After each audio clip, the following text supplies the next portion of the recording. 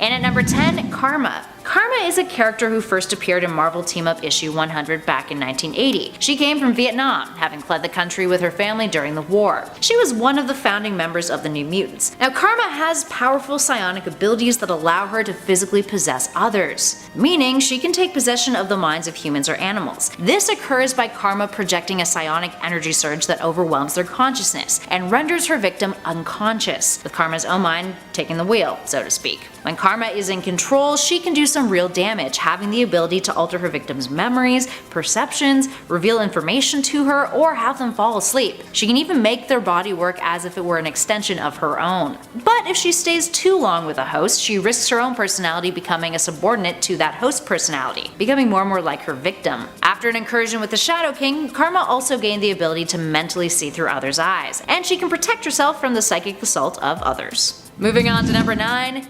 Joseph. Joseph, who only operates by a first name, is the clone of Magneto, but kind of sucks in comparison to him. This is why he's a bit baffling to some. He is a mutant clone who first appeared in Uncanny X-Men issue 327 from 1995, but he also died in a battle against the real Magneto and had a thing for Rogue really briefly. Now his abilities in theory should be the same as Magneto's if he's the iconic villain's clone, right? Well, that is not the case, hence why he's on this list. Sure, he is capable of generating powerful magnetic fields, but he can also generate electricity and electromagnetic radiation. And the real kicker? Well, he doesn't have the full range of Magneto's powers. He never demonstrated the same extent of those powers or some of the tricks that Magneto has been able to pull off over the years, like producing a wormhole. He lacks the mental barriers Magneto has, and therefore when he manipulates a ton of energy, he often causes damage to himself. Sucks for you, Joseph no last name. Moving on to number 8, Husk. Many people might assume that Husk has shapeshifting abilities, but that is not the case. The character who first appeared in ROM Annual Issue 3 in 1984 has the ability to remove one layer of skin, or husk if you will, which then reveals a different layer of skin made out of an entirely different composition. So essentially, she sheds one layer of skin, and the layer of epidermis beneath can be something the likes of metal or stone or something entirely different. She's a metamorph who has made her skin into glass, wood, rubber, diamond, granite, brick, and even adamantium in the past. This can increase her weight, strength, or invulnerability in the process depending on the material. So she becomes diamond, she becomes impervious to an extent. Rubber, she gets bouncy. She even once generated heat and flame and has even produced acidic skin. Now aside from being kinda gross, think of like all that dead skin she sheds, it's easy to see why some would mistake Husk for a shapeshifter. Although technically speaking she kind of is, but it's a weird process in which she does it, and very limited. Can just be her skin. Number 7, you got Black Knight, or Dane Whitman. Now an older Avenger dating back to around 1967. He's actually the descendant of the original Black Knight comics. He gets his powers mainly from his magic sword. He became the Black Knight after he got his famous winged horse Aragorn. Now he joined the Avengers to defeat Kang the Conqueror originally. You know, he didn't really have any superpowers to begin with. This all changed, however, after he bonded with his teammate Circe. This was after she was injured and his fellow Eternal named Icarus attempted to stabilize her by merging the two together. He's apparently a good swordsman and can hold up against Captain America, and he's a bit of a scientist, understands genetic engineering. His powers might not be a mystery, but he definitely is. Up next at 6, Lockheed. Lockheed is a literal dragon. Well, actually he is an alien dragon who was Kitty Pryde's longtime companion and a member of both the X-Men and Excalibur teams. First appearing in the Uncanny X-Men issue 166 from 1983, this little dude does a lot more than just your typical dragon stuff of flying and projecting fire. And he is also the size of a cat, which is kind of super adorable. Lockheed comes from a race of advanced dragon-like extraterrestrials who can travel through space via astral ships that transport their essence, which kinda seems absolutely absurd. Now because of his empath abilities, he's able to understand human speech despite not being able to speak it all that well, and is immune to telepathic probing. So he's not just a cat-sized dragon after all. Although, I mean, would you rather have a real dragon or a tiny dragon that was cat-sized? Personally, I would go for the cat-sized dragon. Much more manageable and, like, adorable too. And at number 5, Green Lantern's ability to create Kryptonite. Green Lantern's ring can do a whole lot of stuff aside from creating light constructs. It can store a whole lot of crap, including a whole planet, which is kind of insane. But that's not the ring's ability that we're focusing on today, despite how silly that may seem to some. In 1999's Superman Man of Tomorrow issue 13, Green Lantern busts out a brand new trick that seems like a Deus Ex Machina of sorts. Superman was on a rampage, and Martian Manhunter was like, yo, I'm gonna use my telepathy to read the formula for kryptonite from Superman's mind. Yes, just keep following me here, friends.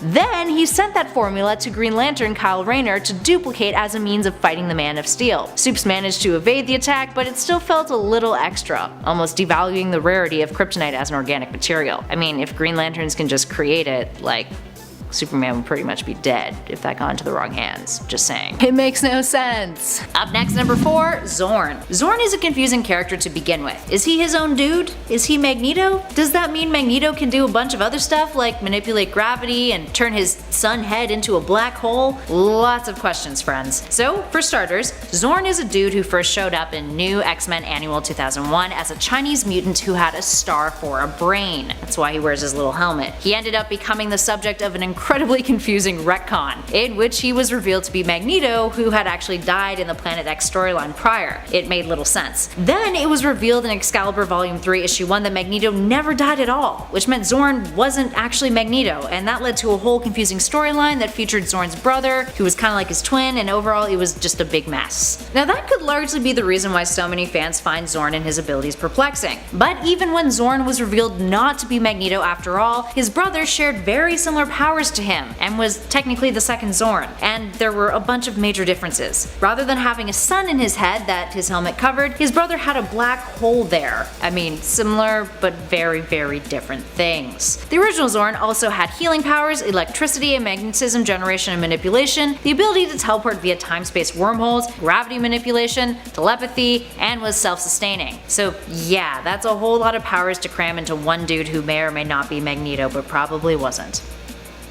Baffling. Number 3, we've got Moonlight, that appeared in Werewolf by Night number 32. That was hard to say. 1975. Mark Spector is his alter ego. He is human. He's got a lot of similarities between him and Batman. Started off as a boxer, a costumed hero. However, he got his superpowers after he visited an Egyptian moon god. And yes, that means he gets a certain amount of strength depending on the phase of the moon. Apparently, at one point he even lost his powers because he was disobedient. Yo, you bad Moonlight. You said and now you're done. I don't know what that means. It's also been said that Moonlight has multiple personalities which make him immune to psychic attacks. He also uses what is known as carbondanium armor, which yes, is not a real armor. This allows him to lock joints and so he can lift more. On top of that, he can jump out of his armor and use it to hold buildings from falling over, which he's done in the past, and then he's fought villains in his underwear. Oh yeah. Does not fly anywhere. He has the mooncopter, kind of like the bat plane. I don't know why Marvel has not got sued for that. And at number 2, Maggot. Maggot is a character that we've discussed a handful of times on our channel thanks to his absurd abilities. He has a slug-based digestive system. Oh, and he also is psychometric. Now, first appearing in Uncanny X-Men issue 345 from 1997, Maggot is a fellow whose digestive system is quite unique. Where his intestines should be, he has a hollow cavity that's home to a pair of semi-sentient slugs, or maggots, hence the name. He's named those slugs Eenie and Meanie. Eenie and Meanie can burrow themselves out of his torso, and at super fast speeds, they attack a foe or object with a powerful enzyme, which then processes and digests said object, or person. From there, they come back to Maggot, crawl back into his hollow cavity, and then transmit the food energy they collected to him, which then can supercharge him and allow him to do a variety of things like increase his strength, physical size, his sturdiness, stamina, etc. If the slugs don't re-enter his belly, this process does not work. And in the past, he's actually lost one of his slugs too. He doesn't get another one. He's left with one slug, which means I guess half of the abilities of digestive power with one slug. And finally, in at number 1, Darwin. Darwin is a peculiar character. First appearing in 2006, X-Men Deadly Genesis issue 2, he's a mutant who has reactive evolution powers. When he was first born, his mother practically disowned him because of his abilities, and later he was experimented on by scientists until Moira McTaggart recruited him. So what does reactive evolution mean in Darwin's case? Well, his body automatically adapted to his environment or circumstances, which allows him to survive anything, although the extent of that capability has never been fully defined in the comics. Now in the past, he's gained night vision in the dark, he's grown gills when in water, he became fireproof when his skin was exposed to an open flame. But it's not just basic physical transformations with him. He once converted his entire body into pure energy. He has increased his own intelligence. He morphed into a sponge when he was shot at with a weapon meant to destroy one's nervous system. He has learned different languages by merely looking at them. And when facing off against the Hulk, his body teleported him away from the battle. That last bit is interesting because Darwin doesn't have a choice over how his body reacts. While he may have chosen to increase his strength when fighting against the likes of the Hulk, his body sensed the best means of survival was to teleport him away from the battle. His body is even proven to process alcohol faster when drinking, preventing him from getting drunk. The tough life for Darwin. Number 10. Phage. Phage first appeared in Venom Lethal Protector number 4, which was a 6-issue miniseries from 1993, but he wasn't named until 2012 in Carnage USA number 2. Phage is one of 5 symbiotes forcefully bred out of Venom. The siblings are Agony, Riot, Lasher, and Scream. The Phage would later combine with 3 of its siblings, Riot, Lasher, and Agony, to form the better known Hybrid symbiote. So from then on we're dealing with Hybrid and Hybrid's bondings. This all came about because of the success of the first Venom offspring, Carnage, and while people always want to repeat success. However, few of the symbiote offshoots have proved as popular or long-lasting as Carnage. Carnage first debuted in The Amazing Spider-Man number 361 in 1992. That was as a full appearance. Like Venom before him, he had had a cameo appearance the issue prior. And also like Venom before him, his host, Cletus Cassidy, had been pre-established. All factors on top of his design and absolute bloodlust that made him much more memorable of a character than Phage to most. Still, Marvel has been riding the more and more symbiotes ride ever since, and just look at what they've got Kate's doing with absolute carnage. Number 9. Roon Venom. Runes, depends how you want to say it. This symbiote comes to us from Roon vs. Venom number 1 in 1995, and has direct connection to Planet of the Symbiotes, which was a 5-issue event from 1995, and actually had to do with the fallout over the creation of the 5 forcefully bred symbiotes we just talked about. Also, the planet in question is Earth, don't get excited. Runes is a murder mystery, which I'm about to ruin, so heads up. Roon Venom involves a symbiote that survived the seeming death of all invading symbiotes from the planet arc, and bonds to Roon. So, who is Roon? Well, Roon was an extreme vampire-like creature created in the 90s who debuted in Sludge number 1. He begins framing Venom for murders around town by writing Venom in huge letters next to the victim. Copying Carnage much? Of course the media falls for it. However, Roon Venom runs into some problems, not only when real Venom comes to investigate, but also when Roon begins to suspect some of his actions are being influenced. Roon. Number 8. Kroba. Kroba first debuted in Venom Seed of Darkness number 1 in 1997. Are you picking up on just how much Venom stuff was going on in the 90s? There was no escape. If you didn't like Venom, Godspeed. Side note, Kroba's heading on the cover is The Living Darkness, and inside the book, he's called The Abyss That Walked.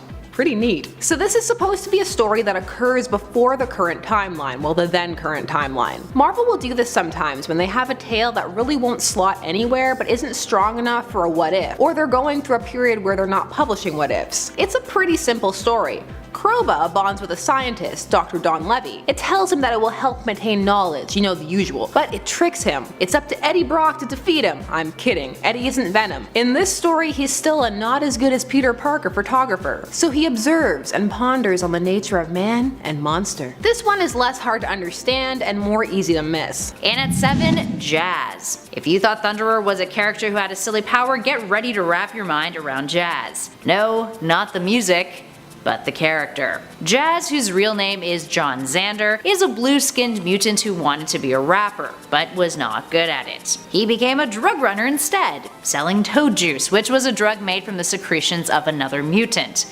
Gross. After M-Day, he was one of the few who retained his powers, and later, while trying to buy drugs, he was killed by Johnny D via a miniature voodoo doll. Needless to say, dude has a bit of a mockable storyline. So why is he confusing? Because he's a low-level mutant who doesn't actually have an ability. His mutation is that his skin is blue. That's it. I mean, maybe he could rap you to death with his mediocrity, but technically that is not a superpower. That's just a depressing character trait. Number 6. Mania. Mania first debuted in Venom number 1 in 2003. This symbiote is a clone of Venom, which, given Marvel's history with dragging out perfectly good clone sagas until the entire creative staff behind them is permanently traumatized, I'm amazed a direct clone like this hadn't happened sooner. Also, it was only named Mania in 2011 when Venom relaunched. So this clone was created using a piece of Venom's tongue, which is hardly surprising. That tongue is everywhere. From the start, the symbiote was sadistic, refusing to bond with awkward hosts, instead torturing and killing them, sometimes by pulling up the worst fears from their memories and then acting on those. The thing with Mania is that it's hard to track, because a bunch of things that happen, such as it being reabsorbed into Eddie's symbiote, are no longer considered canon. Now Mania is just kind of around and brought out when necessary, but since Kate's and the ridiculous amount of symbiotes he's been creating, we'll see how some of these other symbiotes fare. Number 5. Identity Crisis. Identity Crisis is one of those stories that was really well received when it was released, but people now look back on it with a bit of a jaded eye. Identity Crisis was released from June to December of 2004 and was written by famed thriller novelist Brad Meltzer, who wanted to create a thriller in the superhero format. The ramifications it had on characters and some of the mischaracterizations are still discussed to this day. But paradoxically, it was very solidly written. It just really needs to be taken on its own in a bubble, which thanks to 2 universe-wide shifts since, one can now do. So the villainess of this tale was Jean Loring, the former wife of the Atom, Ray Palmer, who set about terrorizing the loved ones of heroes so that she and the Atom would get back together because he'd be concerned about her safety. The only thing is, right out the gate, she accidentally killed the elongated man's wife, and then it was just a case of escalation. Let me kill my friend so that my ex will get back with me. Or, you know, I could call him. This is why she ended up in Arkham, which was also a terrible idea. She knew identities, but Ray put her there anyway. Maybe they truly were meant to be. Number 4. Magic Venom. Getting real recent now. Magic Venom debuted in Venom Volume 4 number 13 in 2019, and has ties to the War of the Realms event. The one that people on the outside like to make fun of because the lead villain is Malekith, the dark elf from Thor 2 The Dark World. Well, he was from elsewhere first, but that's where many know him from now. And there's been this odd campaign to make Thor 2 relevant again. It's been very interesting. War of the Realms actually starts with him already having conquered all the other realms, so you're stuck in the lamest one. This one, Midgard, Earth. Again, I live here. Give me Alfheim or Valheim, somewhere else. Anyways, everyone has to band together and stop him. In this arc, Eddie and Venom are separated, so he is given a Dreamstone by a dark elf who is hoping to recruit him. The Dreamstone acts as an artificial symbiote, but is a mindless one, and Eddie ultimately uses pieces of the suit to save civilians. And at 3, Extrano. Extrano is a character who didn't receive the best of treatment in his early years. A DC character, Extrano first appeared in Millennium issue 2 in 1988 and is a superhero magician, although many might remember him for what he's generally mocked for. A magical gay character who was attacked by an AIDS vampire called Hemogoblin that then made him HIV positive. You can't make this up. Needless to say, the portrayal was not a great one, especially for the queer community in a time when there was plenty of misconceptions about AIDS. He was a character who was selected by the Guardians of the Universe to take part in an experiment in human evolution, which made him into a powerful magician, whose sorcery abilities were never really fully elaborated upon. He would dress in loose colorful garments, refer to himself as Auntie, and was pretty much coded as a homosexual character, who later would acquire a powerful skull crystal that made him more masculine, which was largely believed to be the result of negative comments from readers. His magic consisted of stage tricks, using ping pong balls to outwit his foes. He could levitate and fire blasts of energy from his hands, but not much of what he could do was explained in great detail. He was very much the token magician character. Now these days he's gotten a bit more of a makeover, although his abilities are still quite ambiguous. He appeared in DC Rebirth, working with Midnighter to locate Apollo's soul in hell. According to writer Steve Orlando, who himself is bisexual, I quote, "With a book like Midnighter and Apollo, which from cover to cover is a love letter to queer characters and our struggle to live, be visible and loved, it felt right to return one of the first and reintroduce him to a new generation. Maybe there's hope for Extrano after all." Number 2. The Beyonder. For this version, we have to go to yet another one of Marvel's humor issues. These issues have brought us such gems as What If Black Panther Was White? Now I give you The Beyonder. Just let the pun wash over you. Live in it. Be the pun. This comes to us from the What the ?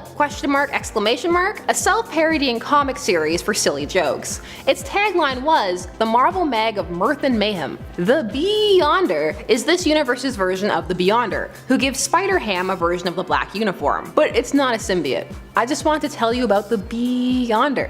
It's fun to say for me, but it's probably not fun for you to listen to. Number 1. Scorn. Scorn first debuted in Carnage number 5 in 2011. So Scorn was created out of a piece of Carnage left in space after Carnage was torn in half by the Sentry, but he got better. The Sentry may be one of the most powerful beings out there, but Carnage has plot armor and sells comics, so take that, Sentry. The pieces are collected to attempt to create prosthetic limbs, so the first thing that the symbiote bonds to is a prosthetic arm. Because of this, Scorn can bond to technology. Now this is an element that some find confusing, and also there are other story elements that make Scorn a bit convoluted. Things like how Cassidy was alive and had been preserved by Carnage and was repaired by these prosthetics. Again, you can't kill Carnage. Scorn was eventually corrupted by Null, the symbiote god, and started a cult to worship him. She was killed by Carnage after offering herself to him. Absolute carnage. There is so much carnage going on right now. And at number 10, interdimensional travel, The Flash. Complex powers, yay! The Flash's second iteration in the form of Silver Age baby Barry Allen tends to take the laws of science and just twist them,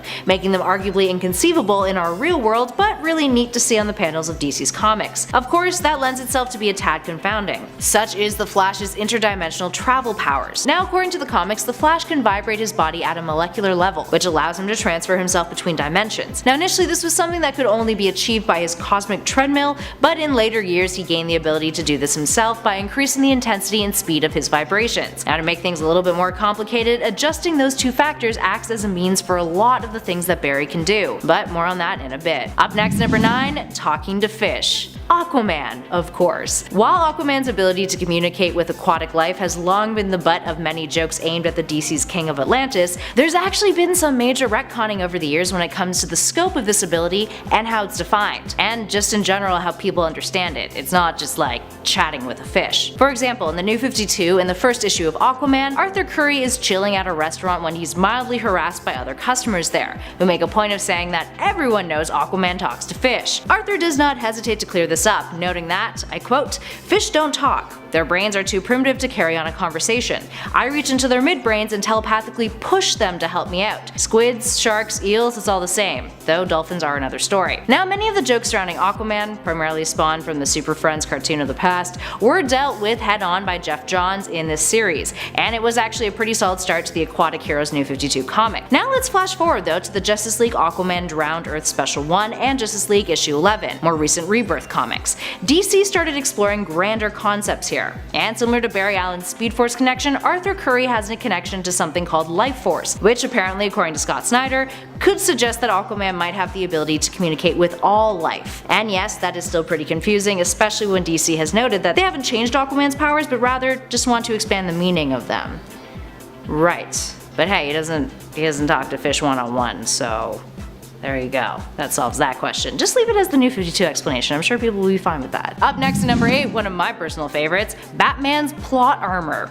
Alright, hear us out on this one, my friends. Batman has this uncanny ability to always manage to defeat foes who, objectively speaking, could straight up murder him 5 times over. This is because the Caped Crusader is always prepared. It's like his shtick. And it's his plot armor. Plot armor is a term that refers to a character's unusual ability to survive infinite damage due to their importance to the story. And who isn't more important than Batman? I mean, sure, you could argue Superman, but hey, the duo are pretty darn special and arguably the most iconic superheroes of all time. Anywho, just take a look at Batman's history and it's easy to see this happen. Hell, look at the Tower of Babel's story. Batman, being the paranoid and hyper-intelligent individual he is, literally came up with a plan to stop every single superpowered peer of his on the Justice League team, just in case one of them lost their shit and turned bad. I mean, in the long run, it was a good plan, but still, he's obsessive. And he's also rarely outdone because of that. He's arguably one of the only heroes who are a match for the Man of Steel, despite, not having any superpowers whatsoever. Money and brains don't technically count as a superpower, friends. And at number 7, Sage. Sage is a character who debuted back in 1980, appearing in the X-Men issue 132. And she has a variety of mental abilities that can often be a tad confusing. Think of Sage like a supercomputer. Her brain has unlimited storage capacity. She can recall anything at any time with perfect clarity, and the speed of her thoughts allows her to analyze her surroundings for data within seconds, almost instantaneously.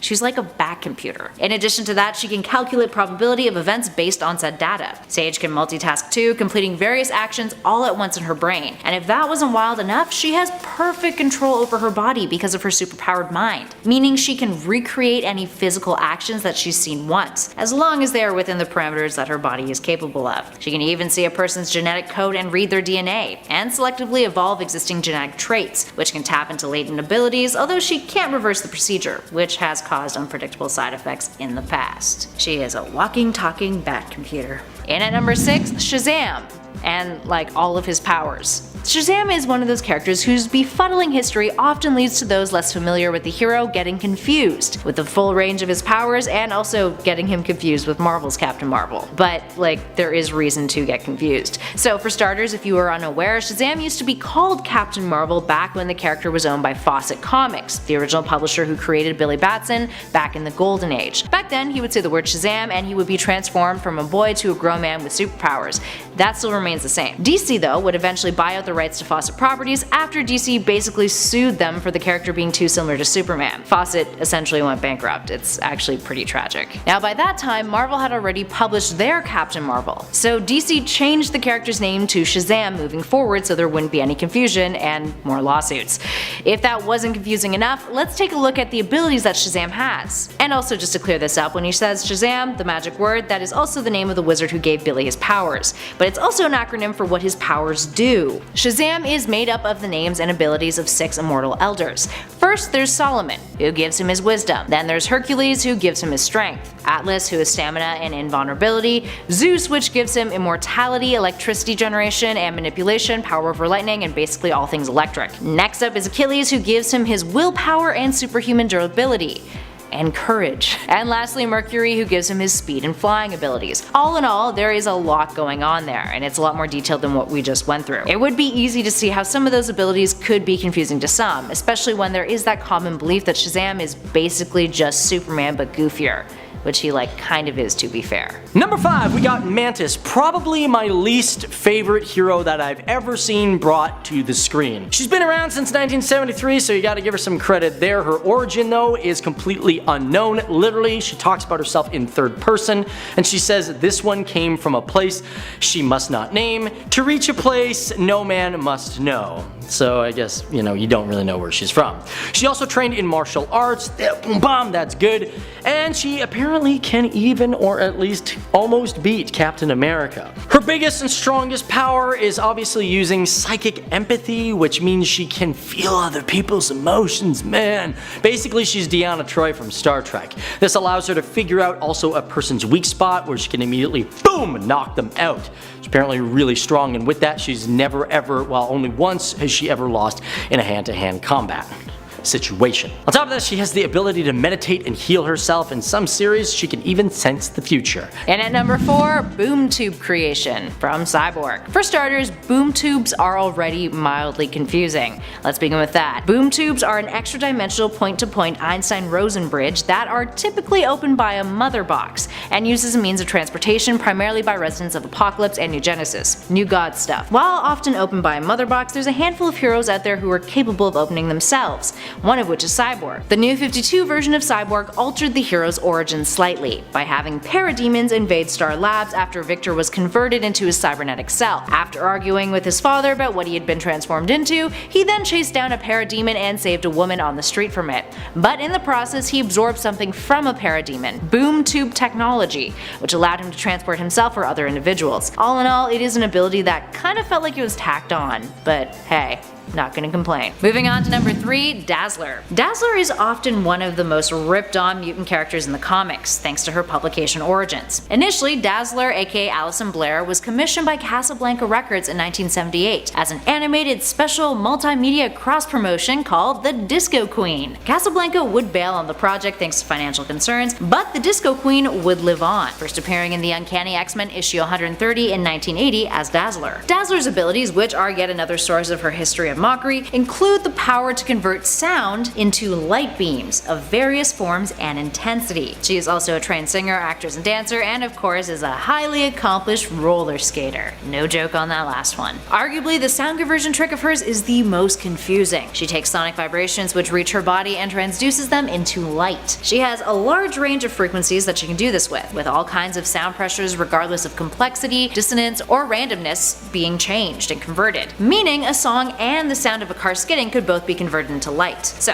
what do these light beams do? This is where it gets even a little bit more baffling. She can temporarily blind people by creating a pulse of light of several thousand watts. She can create a cascade of sparkling lights that messes with people's equilibrium. She can create a strobe effect, which is no good for people who have epilepsy, and she can create rays of light that use patterns to produce trance-like effects in her victims. Dazzler can generate enough ultraviolet light to melt large metal objects. She can even use those light rays to create holograms and has used light energy to generate flight, which I don't quite understand, but that's okay. The more you know. Moving on to number 2, quantum tunneling. We're talking the Flash here, friends. Quantum tunneling is just a fancy name for phasing. It is the Flash's ability to vibrate at such a high speed and at such a high intensity that he can pass through solid objects. See what I mean about those two things being a factor in like a bunch of his powers? And here's where it gets real fun and bewildering. In the New 52 and Flash issue 3, Flash depicts the ability to transfer his quantum tunneling to objects that he touches. He phases a whole airplane through a bridge. Scientifically, we're not even going to try to explain how that is possible. We just know that he becomes practically invisible, and in order for this to work, he needs to calculate the frequency of his vibrations, or else it could get real messy. Like phasing through an object halfway and then, getting dead. It's also a power that has varied amongst different iterations of the Flash, with Barry Allen seemingly having a better grasp over it than Wally West. And finally, in our number 1 spot, the 9 senses of Martian Manhunter. Human beings have 5 senses. Martian Manhunter? Well, he's got 9 of them. Aside from being a concept that is strenuous to comprehend, we can't help but be slightly perplexed by what on Earth, or Mars rather, all of those senses possibly do. It almost seems like a completely made up ability that DC just threw into the character's skill set for the fun of it. So out of the 9, 5 are the human senses that we have, but the extra 4 have never fully been defined in the comics. There is a fan theory that one of his 9 senses is a precognitive one. In Martian Manhunter's early days, the character exhibited precognitive abilities. Regardless, Ja'on's 9 senses tops our list simply because there is no possible way for us to understand them, simply because they've never really been explained to us. And also, humans can probably better sympathize with 5 senses than a whole extra 4 that we don't have. All we can really do is speculate. We know that Martian vision isn't considered to be one of them, and thanks to JLA Year 1 Issue 6, we know that if his eyes were removed, he would still have the other 8 senses, meaning the additional 4 have nothing to do with vision. But thanks to Jack Kirby, there is reason to believe that those 4 senses are chopped up to abilities that he was shown as having in Detective Comics issue 226, in his second appearance ever. Those include telepathy, telekinesis, empathetic precognition, and molecular hypnosis, although those tend to be listed as separate powers of his these days compared to being one of the 9 senses. So all in all, a little confusing. Oh boy. Number 10. Nazis raise milk prices. This comes to us from 1942, so get ready, full steam propaganda ahead. All the heroes who were around at this time period were fighting Nazis, and Wonder Woman was no exception. But they still wanted there to be comic book plots, like this one from Sensation Comics number 7. In this tale, Diana notices that the price of milk is soaring, and she's on the case. She goes to speak to the head of International Milk Co., but he's dismissive. Long story short, they're secret Nazis, and they're raising the price of milk to make it inaccessible for American youth, so that they will have weak, brittle bones and not be able to fight. Playing the long game. They also try to drown her in milk, but she changes in the milk, escapes, and ultimately ensures the safety of good affordable milk prices. That's the kind of out-of-the-box thinking you could expect from the Golden Age villains. Kept you on your toes. Number 9. Ra's al Ghul pretends to be Talia to get Bruce Wayne's body. This is going to take us over to Batman Beyond, and is largely on here because I want to talk about this show and this fantastic episode. This plot comes to us from the episode Out of the Past, and deals with Bruce's sadness about aging and how he feels the best years of his life and his great loves are behind him. When lo and behold, Talia appears, offering him the chance to rejuvenate in the Lazarus Pit, thusly leaving Gotham to Terry and come and finally live their life together. Also, this is all pre-Damien, so she hasn't raped him in this continuity. exactly. That's how Damian was conceived. Fast facts. Bruce starts to take her up on it, but as you can imagine, it's too good to be true. And after sharing a kiss, and maybe more, it's revealed that Talia isn't Talia at all. It's Raish, who has overwritten Talia, taking control of her body. This is all part of a long quest because he wants Bruce's body to rejuvenate it, transfer his consciousness into it, and pretend to be his long-lost heir, continuing his plans with Bruce Wayne's resources. Here's the thing, he didn't have to do this with Bruce. He could have picked any old rich Joe Schmo with no legitimate heirs and tempted them with youth. This was just creepy, and leads me to wonder about his true feelings for Bruce. Great episode, good series, watch it, that is all. And look, I didn't go off on my usual dceu tangent, which this series is a part of. Number 8, we have to take a look at a movie now. We've got Captain America, the really cheesy one from 1990. The movie that gave us a Steve Rogers who steals vans by pretending to be carsick. In this film, the Red Skull is really against the president's pro-environmental campaign and decides that really there's only one thing to do, and that's kidnap and brainwash him. This is instead of assassinating him, which was an option, but the kidnap brainwash plan is just so much more fun. The Red Skull needs a challenge. There's also nukes involved, but this brainwashing plot was the crux of it. This plan is weak, and if the Red Skull were real, I'm sure he'd sue for slander, cause he'd never come up with such a played out plan. At least not in the 90s. Maybe in the days of the Great Milk Price Hike though. It was a joke, I know they're from different companies. Lower your pitchforks. Number 7. ZZZXX. Yes, I said Z.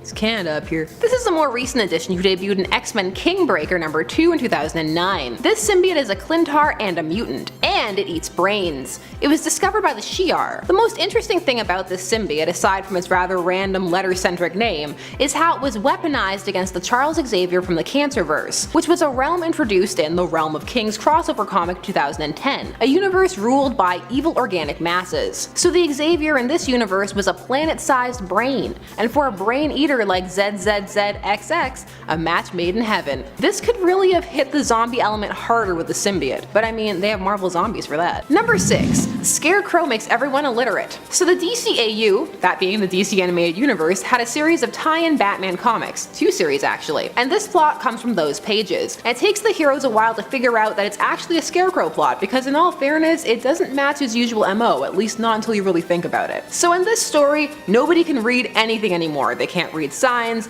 books, nothing, and society just instantly collapses. Train conductors can't run trains, people can't follow road signs, pandemonium. The thing with this plan is that it takes a very loose look at illiteracy, like people can't understand symbols of any kind or things that were color coded. Nothing. It's just a bit of a stretch. They can't even take money out of an ATM. All they're seeing is bizarre symbols. People are dying. They call it the Illiteracy Disease. This story was 2 parts. On the second cover it has Robin cowering in fear of road signs. The thing with this one is, well, it's just not accurately labeled. It makes for a fun story, but you really have to suspend your disbelief, which I'm 100% willing to do. Way to go outside the box, Scarecrow.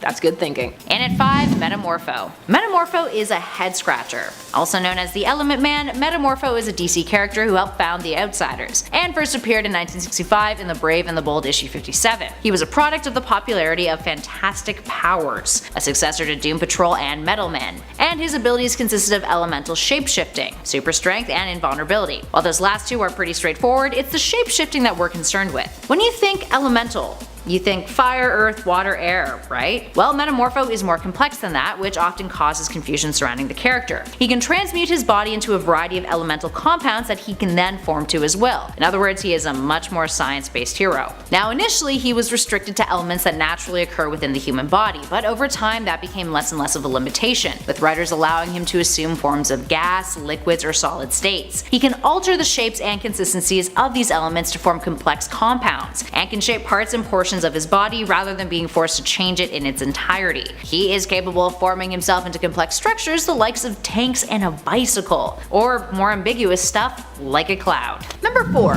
Lex makes a robotic Lois Lane. So Lex is obsessed with Clark on many levels, some that he probably doesn't want to admit to himself, and he's always scheming something. Remember when Connor Kent, aka Con-El, was Lex and Clark's son before they retconned that? Well, I will always remember. The New 52? What's that? So in Action Comics number 890, we learned that Lex's assistant had made a Lois Lane robot, and while Lex was like, okay thanks, I'll keep it, And he did. And he slept with her. It's just weird. This is just bizarre villainous behavior. It happened while plotting, really, but you need to know. I mean, he's creating clones of him and Clark's DNA. He's sleeping with a Lois Lane bot. There are things that need to be discussed here that probably never will be. All I'm gonna say is Klex. Number 3. Spider-Man India. So Spider-Man India was a miniseries that lasted 4 issues in between 2004 and 5, and blended elements of Spider-Man mythos with more mythological elements. The concept was conceived by an Indian director who had met with Stan Lee to discuss creating an Indian superhero. Symbiotes in this universe are demons, fanged, tusked demons who once ruled but were captured in an amulet. When the amulet was found, it turned the host into the Green Goblin.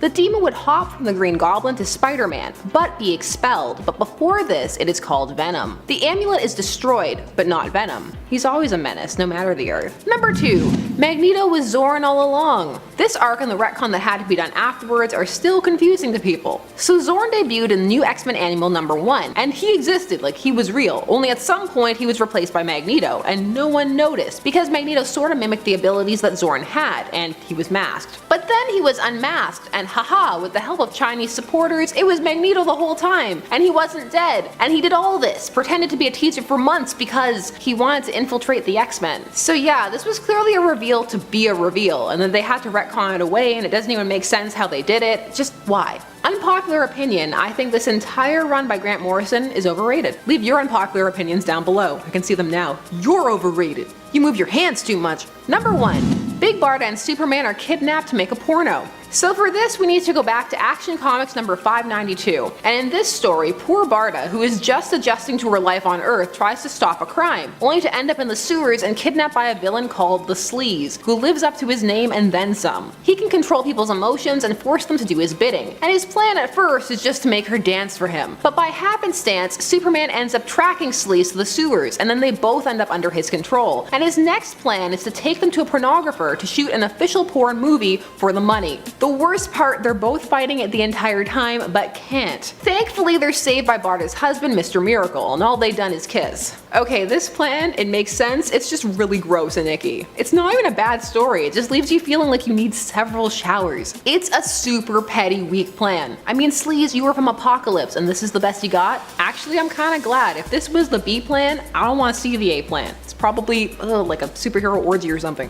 So number 10, we've got Scarlet Witch. Now, okay, yes, I know some of you guys out there in the real world, you're gonna defend her and you're gonna say, hey, I know her powers, it's great, that's fantastic. So, let's get a little bit of a backstory here. So the first time we saw her was in 1964 in X-Men number 4. She had many appearances in comics over the years, and actually, when she first appeared, her first real big problem was that she didn't have really defined powers. That's right. Her powers initially were called hex powers, and she could just basically do anything and could cause random events to just happen. She pretty much was a wild card for any tough plot points that the writers had. So some things that she would do is, cause Ultron to short circuit randomly and even cause gas mains to just explode, and it wasn't until Kirk Busiek decided that her powers would be all about manipulating chaos. That's when we got a better picture. But however, that didn't really sit well, because by the time we got to the Avengers Disassembled series, she pretty much had the ability to warp reality. However, most people identify her as having chaos magic being used to her advantage. What is chaos magic? Well, your guess is as good as mine. Number 9, we got Miss Marvel, or Carol Danvers, appearing in 1968. Now, in the past, she has had so many problems. As a matter of fact, today she still has a lot. As a matter of fact, most people identify her as Marvel's version of Superman. Pretty much the female version of that. She's got super strength, stamina, all that sort of stuff. She can fly. Being half human and half Kree gives her a bunch of different abilities, and when she could fly back in the day, the only way she could do it was through a belt device. She also could tap into the energy of a white hole, which is a reverse black hole, which, by the way, has never been identified by man at all in history. This allowed her to control things like gravity, heat, and many other aspects of different spectrums. This also allowed her to survive in the vacuum of space, and she can fly 6 times the speed of sound, and yes, she can explode energy out of her hands, fingertips, all that sort of stuff. And apparently, she also has the ability of 7th sense. Number 8, you got Hercules. Kind of an old sort of guy, you know what I mean? Debuting in Avengers number 10, 1964. Now, he was originally simply a minion of of Immortus, and he belongs to the Olympian species. Like most, just like Hercules himself, he's got super strength, speed, and stamina. Known to be the strongest of all the Olympians, he could actually apparently pick up a sequoia tree, smash it to bits. It's also originally believed that he even moved the island of Manhattan. However, that was a little too much for comic book writers, and they were pretty much like, nah, he was just bluffing, he was just saying, doing the talk, you know what I mean? It wasn't true at all. Ooh. On top of that, he can go 100 miles per hour and go toe to toe with Thor and can withstand, the impacts from bullets. He's kind of another Superman if you really think about it, but his mace itself is kind of like the mace version of Thor's hammer. Thing is, he's backed up by Olympian magic, so nothing like even diseases can hurt him. However, if Zeus takes away his powers, he's pretty much useless. It'd be interesting to see what would happen if Rogue touched him.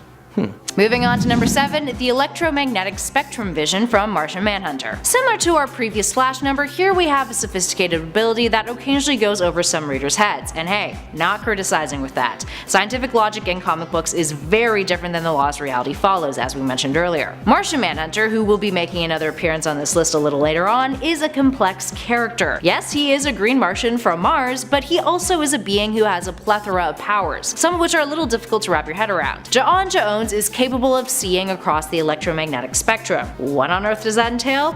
So, you know how Superman has that nifty X-ray vision of his? Now think of this power as a ridiculously amped up version of that. Nicknamed Martian Vision, it allows Ja'an to not only use X-ray vision but to see infrared, ultraviolet, and microwave wavelengths. While we don't entirely know how this is visually represented to the Martian, since there's yet to be a proper POV panel featuring this in DC Comics, or at least that we know of, let us know if we're wrong in the comments. But we can imagine that it would share some similarities to how the Predators in Predators see other kinds of heat signatures or wavelengths, so hey. Speaking of characters with vast skill sets, that brings us to our next number. Number 6, we got Vision. Okay, yeah, we've all seen him. We all know basically he is a robot. Some people identify him more or less as a human being, but is made out of, synthetic materials. Okay. Now, what's different about him from the movies is in the comics, he's got a solar jewel on top which absorbs solar energy, which can actually also discharge energy at any time. He also can fire beams of microwaves and infrared radiation. Very helpful to know. On top of that, he can also become extremely massive. This is confusing because apparently he does this by harnessing the power from some unknown dimension.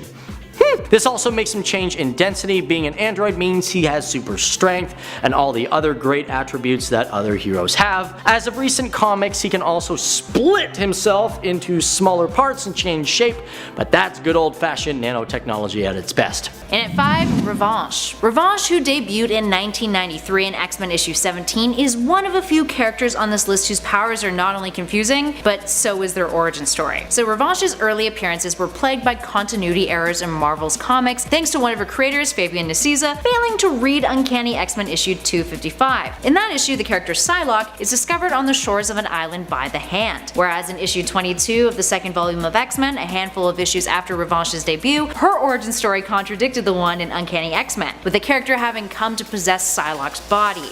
Confusing, right? Revanche was said to have been an intuitive empath prior to switching bodies with Psylocke, but after switching bodies she gained telepathic abilities and could psionically generate a blade, a Psyblade that she could use to force her way into other telepathic characters' minds. So essentially she is Psylocke but not Psylocke and used to be an empath and is just a big jumble of continuity errors. Yeah, no bueno. Number 4, we got Star Fox, and I'm not talking about the good Star Fox, I'm talking about this Star Fox from Marvel.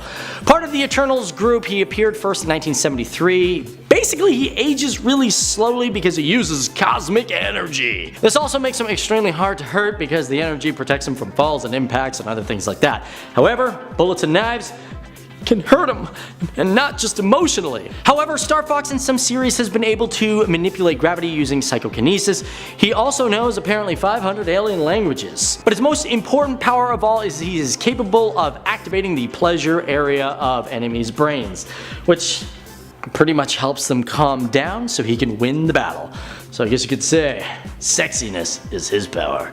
Yeah. And at number 3, Kryptonian Coma, talking Superman. Oh, the death of Superman, my absolute favorite story arc ever. That was sarcasm, people, in case you did not pick up on the obvious. Fans of this channel know I have major beef with this arc. Every time it comes up in a video, I go on a tangent about how terrible it was, how it pretty much ruined the concept of death in mainstream comics, and how it was all just a big sham for DC to pull in a bunch of extra dollars. Long story short, and skipping over some of the hilariously bad and nonsensical plot points here, Doomsday comes to Earth. He and Superman engage in what can only be called a punching match to see who can punch harder. They punch each other so hard that they punch each other to death at the same time. And both are believed to be dead, but turns out, surprise, neither is. The problem is, a whole long and painfully tedious story event was drawn out of Superman's death, in which a bunch of dollar store Superman replacements showed up, and a side story where Green Lantern turned homicidal was a thing. He was merely in a Kryptonian coma, which apparently makes it look like he's dead with no pulse, no breathing, the whole shabam. So everyone in the story was like, whoa, Superman, thank God you're not actually dead, you pulled a fast one on us with that power of yours that makes zero sense, but okay. Perhaps this number is more baffling than confusing, being something that felt so far-fetched rather than a reasonable plot point. It's all about that money grab. Number 2, you got Novar, a rather new superhero debuting in the year 2000 for Marvel Boy number 1. Now he is part Kree, part cockroach. That's right. He's also a part of the Dark Avengers. Now because he is half Kree and he has insect DNA, he's got a lot of strength, agility, stamina, that sort of thing. Not as appealing as Spider-Man though, nobody really wants to hang out with a cockroach. What his power is he can also control his neurological impulses, so he can remove himself from feeling any sort of pain. He can also suppress his emotions, which can hinder him from winning a battle. This is simply known as Whiterun, where he removes anything from his thoughts. So basically that cute girl that's in the red dress while he's fighting Thanos, that girl ain't getting hit on at all. Also, Novar's salvia can infect people. I mean, like, he's a bug, you know, he can scale walls and get into small places because he's triple jointed. And yes, like a bug, he can digest almost anything, which can repair himself. And like most superheroes, he knows science pretty well, which for this guy, you know, he helped develop interdimensional travel. I don't know how you do that. But number 1, probably the worst of them all, is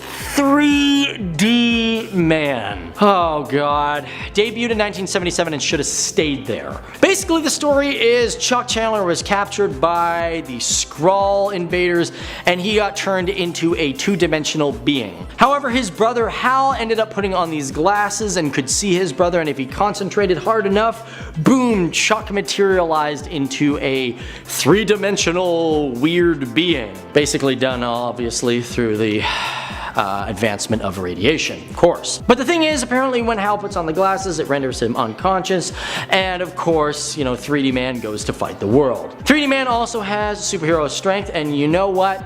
I'm just done. That has got to be the most ridiculous one of them all. That's the icing on the cake. In at number 10, Danielle Moonstar. Danielle Moonstar is a confusing character, period. She's an individual who has been through multiple iterations of aliases, to the point where it's almost comical. Danielle Danny Moonstar first appeared in the New Mutants in 1982, and is a Cheyenne superhero who is generally associated with the X-Men. She was initially codenamed Psyche and later became Mirage, and her abilities history is a long one. Let's start with her mutant powers. She was a former empath who lost her abilities to communicate with animals and create 3-dimensional images of visual concept within her mind and the minds of others. Like I said, she lost that. Generally, she could manifest people's fears or desires as realistic illusions. She lost those powers on M-Day and then regained them after being infected with the transmutant virus, but then was also cured of it by Dark Beast. See what I mean? It's already confusing. She briefly could make telepathic images manifest as psionic energy, allowing them to become tangible entities of solid psionic force, but that was limited. She would carry around a dream spear with her to destroy them when she was done with them. Unfortunately though, these powers would give her blinding headaches. Then, she became a Valkyrie, and was endowed with the Valkyrie power to perceive death. She would lose those powers though when Asgard fell, but then made a deal with Hela to get them back. And And in the past, she was capable of manipulating quantum energy. Moving on to number 9, Black Hood. When you hear the name Black Hood, a couple of different things may pop into your mind. For starters, it's a name that likely elicits a pulp character, mysterious and criminal perhaps in nature, a vigilante maybe. Now for those of you immersed in pop culture sensations, you might think of the CW TV series Riverdale and its mildly absurd Black Hood serial killer storyline. If you don't watch Riverdale, yes, that's a thing. Well, the Black Hood comic character actually has relations to that latter association, since he was a creation of Archie Comics. First appearing in Top Notch Comics issue 9 in 1940, he became rather popular, getting his own title called Black Hood Comics in 1943, which was a pulp magazine that ran for 11 issues before it was retitled and shifted its focus to being an all-humor title. During his time under Archie Comics, he was merely a great fighter and detective. But after the character was revived by DC's Impact Comics imprint in 1991, he gained a different set of powers, magically increased physical abilities and awareness. So what does that even mean? Well, we'll get to that in a sec, because here's where it gets even more befuddling. Impact had 3 Black Hoods. The first was a bitter vigilante who was killed off in their first issue of Black Hood. The second was a high school student who took over the hood but then abandoned it. And then the third was a former mobster who killed the first Black Hood. Whenever somebody wore the hood, they would get heightened awareness and increased strength, speed, and agility. The real kicker though? The hood was believed to be cursed, with each individual who wore it eventually succumbing to death, and the hood finding its way into the hands of a new individual who had the potential to take up the helm. Moving on to 8, the Thunderer. The Thunderer is a character who was published by Timely Comics in the Golden Age, the predecessor of Marvel. He's a dude whose superpower was high impact voice amplification. In other words, dude shouted real loud. So let's backtrack here for a sec. Thunderer first appeared in 1941 in Daring Mystery Comics issue 7, and was a fellow named Jerry Carstairs, a radio operator frustrated that the US wasn't dealing with crime or Nazi saboteurs, so he took the law into his own hands. After learning of a Nazi infiltration operation that was abusing the radio station he worked at, he adopted the Thunderer persona, a costume with a built-in microphone, and took them down. He is capable of deafening people or leveling buildings with his sonic scream. Sure, you could call him a predecessor to Black Bolt's perhaps, on a creative level, but let's be real here. How exactly he was able to create a built-in microphone to do that in the 40s and level buildings is beyond me. Needless to say, he fell into obscurity, with one of his only claims to fame now being that he appeared in an animated Spider-Man series in an episode called 6 Forgotten Warriors. At least his costume looked kinda cool though, you gotta give him that. Number 7, last movie for now I promise. Then we're on to the full comic book zaniness, but we have to talk about Catwoman, the Halle Berry one. People often get caught up in the Halle Berry as Catwoman, or the terrible CG, or the costume trying so hard to be sexy it does a 180 and just becomes sad. But what is often skipped over is the plot. So this film involves an evil cosmetics company whose product will eventually destroy the faces of the women who use it, while also hardening them into stone. This is actually a classic storyline, we've been here before. However, when you make it the focal point of a 2004 movie, people start to poke holes in it. Lauren Hadari, played by Sharon Stone, is the wife of the CEO of the beauty company, and she just becomes obsessed. She kills patients. Halle Berry is not playing Selena Kyle in this movie. She kills her own husband and goes to great lengths to keep this a secret. They need to release this product and keep it going. However, here's the thing. This is an untenable plan. People are going to use this product and then the word will get out. Are you going to kill every single person who uses it? No. So essentially the fight is Catwoman trying to stop people from having to file a civil suit. A class action lawsuit actually. This movie is actually really fun if you accept it on its own terms. It's not good, but that doesn't mean you can't have a good time. And at 6, Kylun. There are plenty of animal-themed superheroes out there in the world of comics. Generally, their powers derive from their animal persona, as if they were some sort of anthropomorphic creature who had the abilities of said creature. We're not talking furries here, friends. Don't you dare make that joke in the comments. For example, take a look at Beast. Even Wolverine has similarities to his alias's namesake. But then there is Kylun, who is slightly misleading. Sure, he looks like a cat creature of sorts, feline in nature, but that has no relation to his abilities. He's got claws and fangs which he can use in battle, but his true power is something unrelated. He can mimic sounds. Literally any sound that he hears, Kylun, aka Colin McKay, can replicate it thanks to his superpowered vocal cords. You weren't expecting that, were you? Number 5. Endo Sim Armor. This first debuted in the Superior Iron Man #1 in 2014. 2014. So in 2014, Marvel had an event called Axis, which many do not remember too fondly. Cliff notes: Avengers and X-Men versus the Red Skull controlling Xavier and Onslaught. After all of this, Tony's personality was flipped, so now he was Dark Tony. And so he created the Armor Mark 50, a smart liquid metal mesh incorporating symbiote elements. What could go wrong?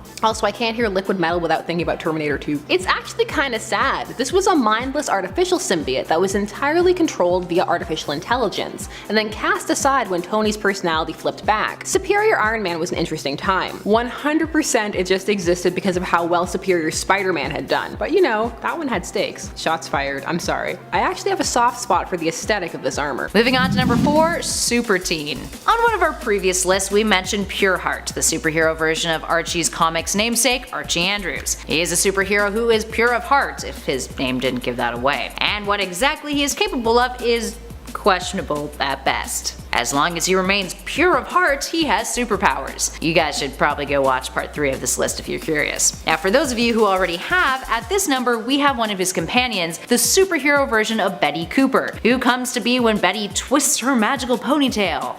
Actually, her powers are supposed to be similar to Pureheart's, which, yes, just makes her more confusing. She has been described as a hero who can, I quote, do just about anything with her snappy looking costume and jet belt. So we know she can fly, we know she has super strength, we know that she is super durable, and we know her powers come to be when she witnesses someone's life in danger. For example, Archie about to get hit by a truck, Archie about to fall off a ledge, Archie about to hurt himself in pretty much any way possible, because apparently he is super klutzy. Or at least he is when Super Teen's around. But aside from that, she just tends to be a bit vague in her portrayals, hence her inclusion on this list. And just baffling conceptually in general. It's like Archie Comics is like, let's make our characters into superheroes. That's a great idea, and it just didn't really work out. Number 3. Doctor Doom vs. Office Supplies. This comic is from 2006, and its full title is Spider-Man and the Fantastic Four in Brain Drain, Teachers Count / Office Max Custom Comic number 1. This comic features Doctor Doom trying to drain the intelligence out of the children of the world. But really what this story is about is being sponsored by Office Max and featuring some actual teachers. This is a PSA comic, so a public service announcement. Its message is that teachers need to be paid more. How it delivers that message, well, is,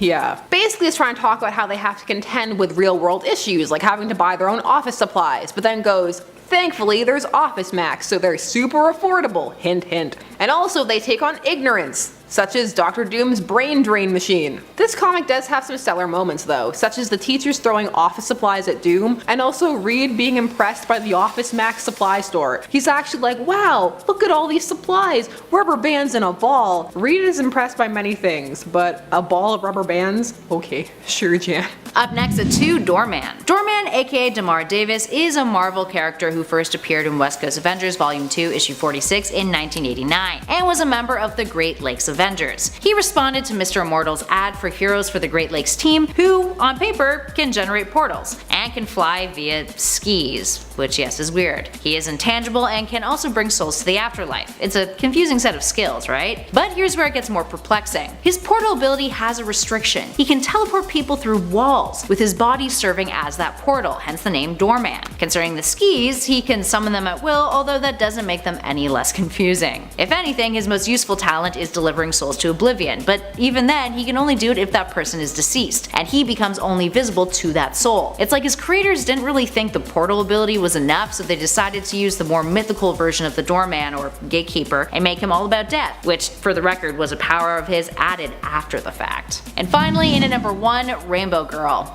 Ending off our list with an inherently sexist creation, we have Rainbow Girl. Rainbow Girl is an extraterrestrial character who first appeared in 1963 in DC's Adventure Comics issue 309. She is a metahuman who wields the power of the mysterious emotional spectrum, resulting in unpredictable mood swings. You can't make this up. It's like my mantra for this whole series. She would tap into colors that would result in different moods, red being anger, blue being hope, green being willpower. She once also exhibited the ability to create a pheromone field that surrounded her in a giant rainbow and gave her an irresistible personality.